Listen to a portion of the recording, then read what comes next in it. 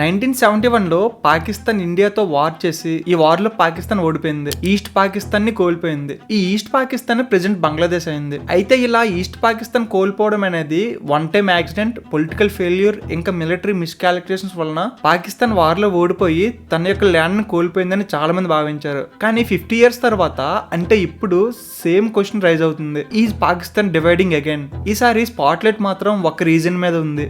A region rich in mineral resources, a region poor in development, a region which is angered, ignored and armed. That is Balochistan. ఇది conspiracy theory కాదు, social media propaganda కాదు, this is geopolitical conflict. ఈ వీడియోలో బలూచిస్తాన్ యొక్క economic and power politics గురించి తెలుసుకుందాం. By end of this video you will clearly understand why Balochistan matters to Pakistan and why Pakistan fears it and why world is watching silently. Friends, ఎవరైనా మన channel ని ఇప్పటికీ subscribe చేయకపోతే please subscribe to our channel. Topic లోనికి వెళ్తే Balochistan Pakistan total ఏరియాలో 44% of the land area కలిగి ఉంది. అంటే almost half of the country. అయితే ఇక్కడ షాకింగ్ ఫ్యాక్ట్ ఏంటో తెలుసా? పాకిస్తాన్ మొత్తం పాపులేషన్ లో ఓన్లీ 6% ఆఫ్ ద పాపులేషన్ మాత్రమే బలూచిస్తాన్ లో జీవిస్తున్నారు. ఈ ఇంబ్యాలెన్స్ చాలా ప్రాబ్లమ్స్ ని క్రియేట్ చేస్తుంది. In Pakistan's political system, power follows population, budget follows the votes and development follows visibility. ఇందువలన బలూచిస్తాన్ లార్జెస్ట్ ప్రావిన్స్ అయినా సరే పాపులేషన్ చాలా తక్కువగా ఉండడం వలన ఫోకస్ బలూచిస్తాన్ మీద లేదు. ఎగ్జాంపుల్, పాకిస్తాన్ లో ఫెడరల్ డెవలప్మెంట్ బడ్జెట్ లో ఓన్లీ 7% కంటే తక్కువ బడ్జెట్ బలూచిస్తాన్కి వస్తుంది. పాకిస్తాన్ ఫోకస్ బలూచిస్తాన్ మీద లేకపోవడంతో పాకిస్తాన్ లో మిగిలిన ప్రావిన్స్ తో కంపేర్ చేస్తే బలూచిస్తాన్ చాలా అండర్ డెవలప్మెంట్ గా ఉంది. బలూచిస్తాన్ లో ఉన్న జనాభాలో 70% కంటే ఎక్కువ జనాభా బిలో పావర్టీ లైన్ లో ఉన్నారు. కానీ Pakistan average below poverty line మాత్రం 40% ఉంది. అంటే బలూచిస్తాన్ లో బిలో పావర్టీ లైన్ ఇంకా ఎక్కువే ఉంది. ఎడ్యుకేషన్ విషయానికి వస్తే Pakistan's overall literacy rate rough గా 62% ఉంటే బలూచిస్తాన్ లో మాత్రం 46% మాత్రమే ఉంది. కొన్ని ఏరియాస్ లో అయితే ఫిమేల్ లిటరసీ బిలో 25% ఉంది. అంటే నలుగురు ఆడవాళ్ళు ముగ్గురికి ఫార్మల్ ఎడ్యుకేషన్ యాక్సెస్ లేదు. ఎప్పుడైతే ఎడ్యుకేషన్ యాక్సెస్ లేదో లాంగ్ టర్మ్ డెవలప్మెంట్ కూడా కొలాప్స్ అయిపోతుంది. ఇంకా హెల్త్ విషయానికి వస్తే బలూచిస్తాన్ లో infant mortality rate around 65 deaths per 1000 births ఉంది. ఇన్ఫాంట్ మార్టాలిటీ రేట్ అంటే పుట్టిన పిల్లలు 1000 మంది అనుకోండి. ఒక సంవత్సరం కంటే ముందు ఆ 1000 మందిలో ఎంతమంది చనిపోతున్నారు అనేది ఇన్ఫాంట్ మార్టాలిటీ రేట్ ద్వారా తెలుస్తుంది. ఇంకా మెటర్నల్ మార్టాలిటీ రేటు చాలా ఎక్కువ.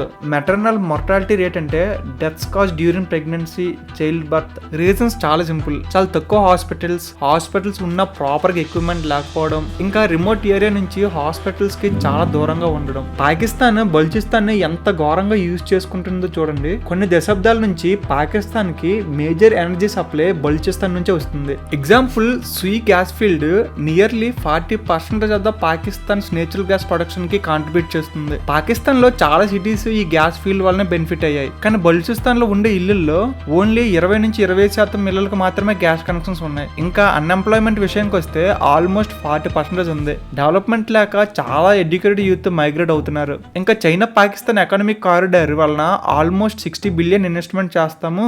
ఇంకా గాద్వార్ పోర్ట్ కూడా చాలా డెవలప్మెంట్ అవుతుందని బలూచిస్తాన్ ప్రజలకి మాటిచ్చారు. కానీ జాబ్స్ విషయానికి వస్తే బలూచిస్తాన్ ప్రజలకి 5% ఆఫ్ జాబ్స్ కూడా రాలేదు. ఇలా పాకిస్తాన్ బలూచిస్తాన్ యూజ్ చేసుకుంటుంది కానీ డెవలప్మెంట్ ఏం చేయడం లేదు. జియోగ్రఫీగా చూసుకుంటే బలూచిస్తాన్ కి చాలా స్ట్రాటజిక్ అడ్వాంటేజ్ ఉంది. ఇరాన్ కి, ఆఫ్ఘనిస్తాన్ కి బార్డర్. ఇంకా కోస్ట్ లైన్ విషయానికి వస్తే పాకిస్తాన్ లో మొత్తం కోస్ట్ లైన్ 1000 నుంచి 1050 కిలోమీటర్లు ఉంటే అందులో బలూచిస్తాన్ కోస్ట్ లైన్ ఆల్మోస్ట్ 770 నుంచి 800 కిలోమీటర్లు ఉంటుంది. అంటే nearly 77 to 80% of the Pakistan coastal line Balochistan లో ఉంది. ఇంకా ఏసియాలో one of the strategic port అయిన గ్వాదార్ పోర్ట్ బలూచిస్తాన్ లో ఉంది. ఇంకా నేచురల్ రిసోర్సెస్ విషయానికి వస్తే నేచురల్ గ్యాస్, గోల్డ్, కాపర్, ఇంకా రేర్ ఎర్త్ మినరల్స్, ఇలా చాలా రిసోర్సెస్ బలూచిస్తాన్ లో ఉన్నాయి. ఇంత అడ్వాంటేజెస్ ఉంటే ఇది కేవలం ల్యాండ్ కాదు, ఇట్ ఈస్ లివరేజ్.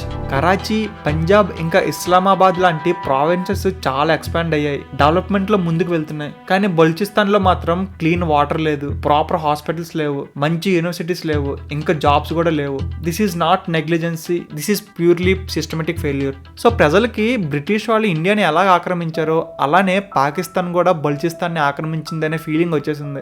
ఎందుకంటే మేజర్ డిసిజన్ మేకింగ్ ఇస్లామాబాద్ నుంచి వస్తుంది. మేజర్ జోన్స్ ని మిలిటరీ కంట్రోల్ చేస్తుంది.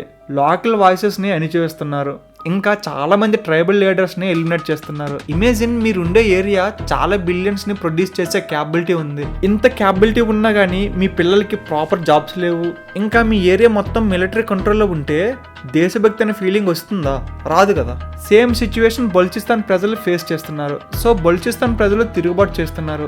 ఇప్పుడు కాదు, 1945 నుంచే తిరుగుబాటు చేస్తున్నారు. 1958లో ఫస్ట్ ఆర్మ్డ్ అప్రైజింగ్ అయింది. ఇంకా 1973లో కూడా తిరుగుబాటు వచ్చింది, కానీ మిలిటరీ అణిచివేసింది. సో బలూచిస్తాన్ లో కొంతమంది డైరెక్ట్ గా కాకుండా ఇండైరెక్ట్ గా ఫైట్ చేయడం స్టార్ట్ చేశారు. 2000 సంవత్సరంలో Balochistan liberation army BLA form అయింది. ఇది ఒక మిలిటెంట్ గ్రూప్. ఈ గ్రూప్ యొక్క మెయిన్ ఎయిమ్ ఏంటంటే పాకిస్తాన్ నుంచి బలూచిస్తాన్ కి ఇండిపెండెన్స్ కావాలి. బలూచిస్తాన్ స్వతంత్రం కోసం బలూచిస్తాన్ లిబరేషన్ ఆర్మీ చాలా ఫైట్ చేస్తుంది. అయితే ఈ BLA చాలా టెర్రర్ అటాక్స్ చేస్తుంది. రీసెంట్ గా 2026 ఫిబ్రవరిలో BLA బలూచిస్తాన్ లో పోలీస్ స్టేషన్స్ మీద, ఇంకా హై సెక్యూరిటీ ప్రిజన్స్ మీద, ఇంకా మేజర్ ఇన్ఫ్రాస్ట్రక్చర్ మీద టెర్రర్ అటాక్స్ జరిపింది. ఈ అటాక్స్ లో 55 మంది చనిపోయారు. ఇలా బలూచిస్తాన్ స్వతంత్రం కోసం ఫైట్ చేస్తుంది. పాకిస్తాన్ మిలిటరీ బలూచిస్తాన్ లిబరేషన్ ఆర్మీతో పోల్చుకుంటే పవర్ఫుల్ అయినా సరే బలూచిస్తాన్ చాలా వ్యాస్ట్, మౌంటైనియస్, ఇంకా ట్రైబల్ ఏరియాస్ వలన పాకిస్తాన్ కంట్రోల్ చేయడం కొంచెం కష్టమే.